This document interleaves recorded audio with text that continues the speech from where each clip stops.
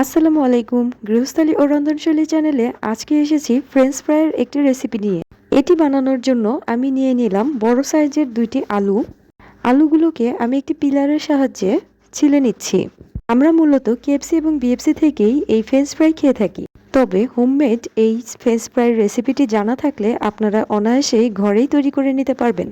এতে করে এক প্রকার হাইজেনিকভাবে আপনারা এই ফ্রেঞ্চ ফ্রাইটি তৈরি করে নিতে পারবেন। আর আলুগুলোকে আমি ফ্রেঞ্চ ফ্রাইয়ের মতো শেপ দিয়ে কেটে পানি দিয়ে ভালো করে ধুয়ে নেব। আলু কাটার পরে সাধারণত পানিতে ভিজিয়ে রাখতে হয়, এতে করে আলুর কালারগুলো ঠিক থাকে। ভালোভাবে কষলে পরিষ্কার করে আমি আলুগুলোকে ধুয়ে নিলাম। এবার আমি একটি পাত্রে পানিতে সামান্য লবণ দিয়ে এই আলুগুলোকে হালকা সেদ্ধ করে নেব। মাত্র একটা বলক আসলেই আমি এই আলুগুলোকে একটি ছাঁকনি দিয়ে ছেঁকে নেব। অতিরিক্ত সেদ্ধ করার কোনো প্রয়োজন নেই, আপনারা চাইলে সেদ্ধ নাও করতে পারেন। এবার আমি এই আলুর স্লাইসগুলোকে ডিরেক্ট ঠান্ডা বরফ পানিতে দিয়ে দেব। তারপর আলু থেকে পানি ঝরিয়ে নিয়ে আমি এতে দিয়ে দিব 2 টেবিল চামচ কর্নফ্লাওয়ার এবং 1 টেবিল চামচ বেকিং পাউডার, হাফ টেবিল চামচ লাল মরিচের গুঁড়ো, সামান্য ধনিয়া গুঁড়ো এবং স্বাদমতো লবণ।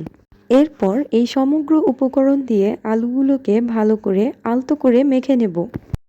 অনেক বেশি চাপ দিয়ে মাখার দরকার নেই, এতে করে আলু মাঝখানে ভেঙে যেতে পারে। তাই আমি পাত্রটিকে একটু ঝাঁকিয়ে ঝাঁকিয়ে এর গায়ে সমগ্র উপকরণগুলো মাখিয়ে দিচ্ছি। এবার গরম তেলে হাই হিটে আমি আলুগুলোকে ভেজে নেব। তো দেখলেন তো ভিউয়ার্স, কত অল্প উপকরণ দিয়ে সহজেই আপনারা ঘরে এই ফ্রেঞ্চ ফ্রাইটি তৈরি করে নিতে পারবেন।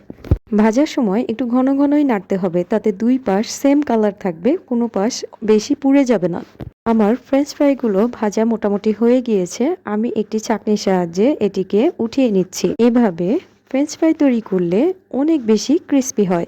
বাসায় ছোট বাচ্চারা এটি অনেক বেশি পছন্দও করে। তো রেডি হয়ে গেল আমার ফ্রেঞ্চ ফ্রাই তৈরি করা। আশা করি ভিডিওটি আপনাদের ভালো লেগেছে। ভালো লাগলে আমাদের চ্যানেলটিকে সাবস্ক্রাইব করে পাশেই থাকুন।